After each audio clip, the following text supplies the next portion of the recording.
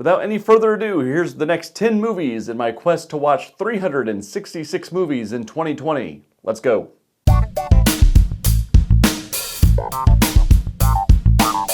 Crank is a 2006 film starring Jason Statham, and it's kind of like Speed if the bus were a human being. As the movie opens, Jason Statham's character learns that he has a poison going through his veins, and his doctor tells him pretty much the only way he can keep alive is if he keeps his adrenaline running. So the entire movie is this desperate guy doing crazy things so he can stay alive, while also looking for the antidote. I don't think this movie benefits from repeated viewings. I think the shock value kind of wears off, and the movie relies a lot on you being shocked on what's happening on screen. Biggest problem that this movie has is that a lot of movies have come out since 2006 which have pushed the envelope even further, so it's hard to be shocked by anything that happens within this film. It has some innovative shooting techniques, but again, it's been surpassed by other films. And for 2006, this movie kinda seems quaint. I know it's a crutch to say a movie hasn't aged well, but this movie has not aged well. It's entertaining, but I'm no longer blown away by it.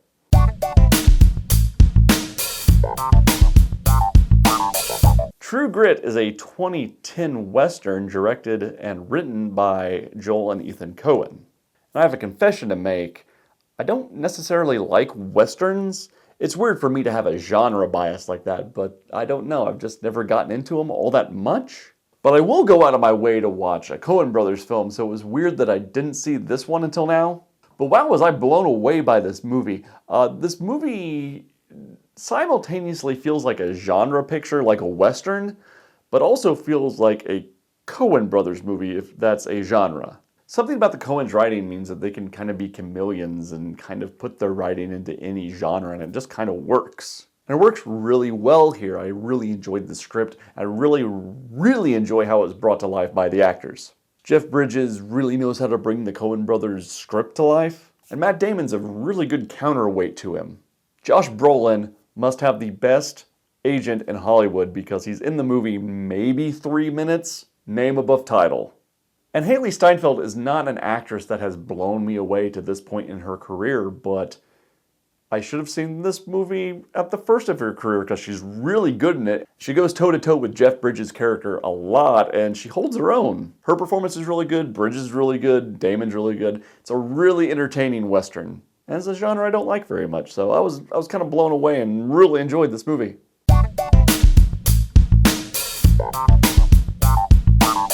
Carnage is a 2011 drama directed by Roman Polanski. Stars Kate Winslet, Jodie Foster, John C. Reilly, and Christoph Waltz. As the movie begins, we see a set of kids on the playground, and 2 of them get into a fight.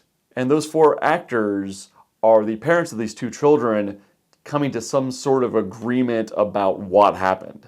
And the movie starts with them finding middle ground, but little semantic arguments start to pop up. And the movie just devolves from there. This movie is good if you like to see great actors with a great script just yelling at each other and arguing in creative ways for 2 hours. It's not 2 hours, I think it's like an hour and a half. And I can see how this movie would be grating to some people because it does seem like they find some sort of middle ground and they start to part ways, and then something always brings them back together, and that happens several times throughout the movie.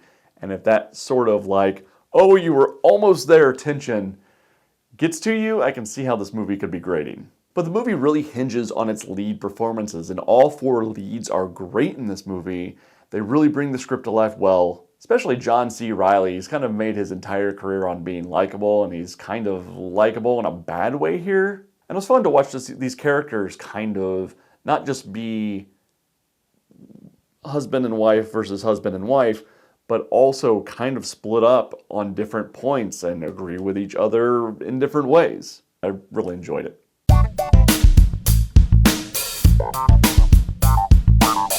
Fighting with My Family stars Florence Pugh, who's trying to be in every movie ever, or maybe I've just seen her in a lot of movies recently. And I've put Vince Vaughn in there because Vince Vaughn plays a bigger role than what you would be led to believe by the poster. It's the story of WWE diva Paige and her start as a wrestler and her family of wrestlers, and how she was kind of plucked out of obscurity and put into the WWE, which put a lot of strain on her family because she had to kind of leave everything and move to Florida and kind of had to drop everything she was doing overseas to pursue her dream. This movie stumbles out of the gates quite a bit. It can't quite get its footing, but once it does, it's a fully capable sports underdog story.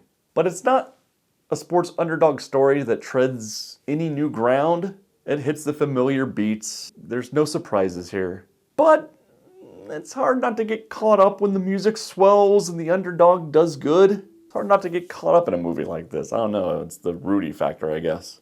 Do not be confused by the movie poster, though. We won't talk about the Photoshop job because it's terrible. But it also shows prominently Dwayne "The Rock" Johnson, who's not in this movie for very long. Maybe 3 scenes, he maybe spent a day on set. But he's an executive producer, so he gets front and center on the poster. He's not in the movie that much. So if you're coming for The Rock, you're probably going to be disappointed. But if you're coming for a somewhat solidly made, once it kind of gets where it's getting, sports underdog story, you may be entertained. I thought it was fine.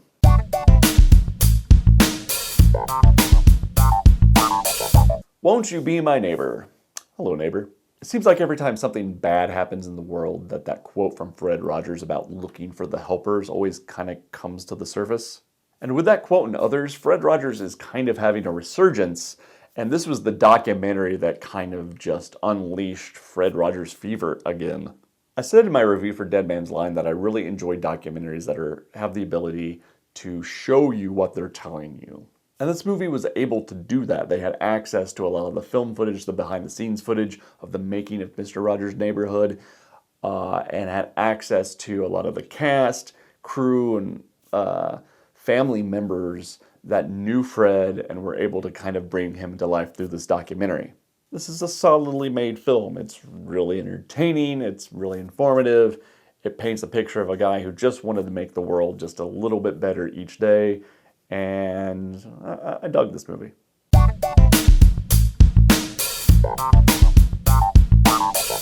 Pokemon Detective Pikachu.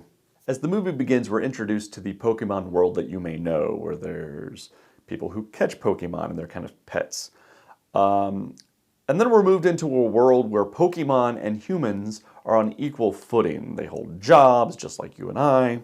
And Justice Smith's character goes into this new world to clean up after his father has passed away. There's some weird chemical compound that gets sprayed in Justice Smith's face, and then he can understand a Pikachu character voiced by Ryan Reynolds. And he learns that his father's death was not that simple, and the mystery starts to go from there. The filmmakers were smart in letting Ryan Reynolds do what Ryan Reynolds does. It's very quippy, it's very fun, it's very fast moving. And I'm sure if you knew more about Pokemon that this would probably be up your alley. I mean, I played Pokemon games years ago, but I wouldn't say that I'm a huge fan. I know all of them or know any of the in-jokes. But this was a colorful and fun kids movie. I'm not sure if kids would fully understand the mystery. I mean, I barely understand it myself. But having said that, I think if you're a Pokemon fan, you might enjoy this. I found it fun. I mean, not game-changing, not world-changing, but it was fun.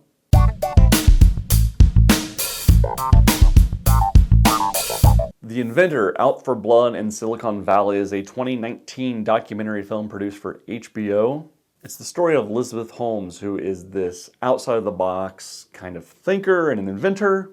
And she founded a company called Theranos, which claimed that they could take blood samples and shrink the testing equipment down to the size of like an air fryer and use a surprisingly small amount of blood. It was like just a vial that was like really tiny.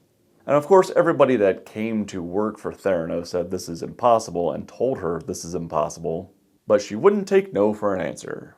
And they kept trying to shrink all this equipment down into a box that just physically couldn't handle the amount of stuff they had to cram into it.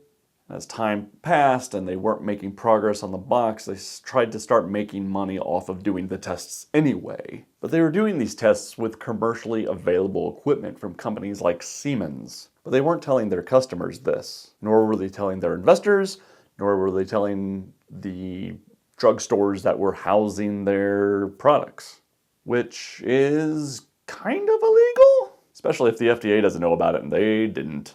The movie is the story of the founder of this company and her denial and just straight up lying about what was happening behind the scenes. And the journalists and the whistleblowers that brought the truth to light. I found this movie to be really interesting, if not complete.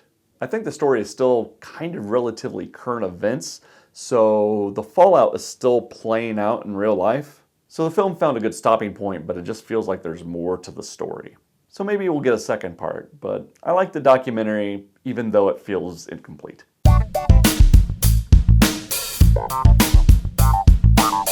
Parasite, the 2019 Academy Award winning Best Picture film. This is the story of a poor family in South Korea who very deliberately tries to ride the coattails of a rich family. That's all I really want to say about the movie. I don't want to spoil too much, but man, is this movie good. I know that in my 1917 review I said that movie was going to win a ton of Oscars, but that was before I saw Parasite. And even then my brain said Oscar voters won't pick a Korean language film for Best Picture. But when I heard the cheers when they announced the film's name on Sunday night, I'm like, they're going to win this thing. And it is well deserved. This movie is very much like Get Out in that if you want to go in and just look at the surface level stuff, you can. But there's a lot more happening underneath the surface of this movie. It plays a lot with the role of class in society. What's it like to be poor? What's it like to aspire to be rich? How do poor people look at other poor people? How do rich people look at other rich people? And what role does how you get your money play in how you treat other people? There's a lot going on in this film, but it's all seamlessly put together by Bong Joon-ho and his staff. This is an effortless social commentary film. It almost seems too easy for it to do what it's doing. But that's not a bad thing. To do all this social commentary and make it just seem like it's just part of the universe is impressive. This movie's great.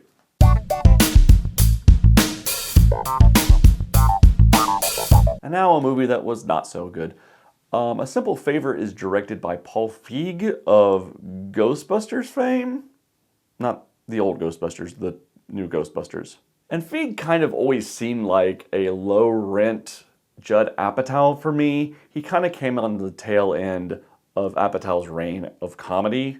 And he was kind of doing the same thing. These very loose, very quippy comedy films. And they didn't always work. He got a big hit right out of the gate with Bridesmaids. But it kind of all went down after that. There were some peaks. I mean, what was that movie with Melissa McCarthy and Jason Statham? Spy. That movie was good. That movie was funny. I enjoyed that movie. I didn't enjoy this movie very much. I give Feig credit where credit is due. He's trying something different here. There is comedy involved, but this is more of a thriller. At times it feels like a Lifetime movie. The lead performances are very good. Blake Lively and Anna Kendrick are great, but it kind of treads the same ground as Gone Girl. It's Gone Girl without the catharsis of Gone Girl. It's fun to see these two women go head to head, but it does have a movie of the week quality, which I wasn't expecting and didn't enjoy.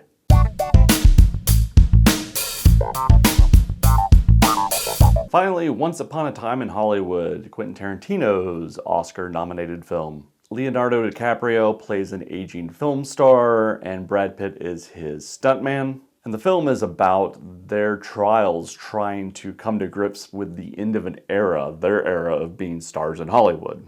All the while, Sharon Tate is becoming a star in Hollywood, and that's pretty much her storyline. I like the performances from DiCaprio, and especially Brad Pitt. Whenever Pitt's on the screen, it's a good time. But one of my friends said to me after this movie was over, he said, I liked it, it's my 9th favorite Tarantino film, and I'm kind of on board with that. It tries to be a hangout movie, kind of like Jackie Brown. It kind of has that feel to it, where it's just being with these characters as an audience. And it picks up considerably in its last, 30 or 40 minutes. But the majority of the movie is Tarantino giving us actors acting. It's not really a story. It's literally them acting for the film within a film, or the TV show within the film, whatever the case may be. And this movie has, oh, so many feet shots. He has to know this is a thing by now, right? But there were times when I was watching this movie that I was saying to myself, Tarantino is so far up his own ass on this one. And I like Tarantino's movies, and I love Jackie Brown, which is a hangout movie, but this movie just feels like a movie for the sake of making a movie. It feels every bit of that 2 hour and 41 minute runtime. And it has the Inglourious Basterds ending where kind of history is swayed in a different direction. And it's fun, but I don't feel like it's the culmination of everything that has happened to these characters, which is what happens in Inglourious Basterds. It's kind of leading there. This ending just happens to them. Like I said, my 9th favorite Tarantino film. So that is it for this episode of 366 in 2020. Click subscribe if you want to see more. I hope that if you're new here, you will subscribe and click the bell. That's stuff that YouTubers say, right? We'll see you next time on 366 in 2020. For those of you wondering, yes, a new DTMS is on the way. It's just taking a while. Bye.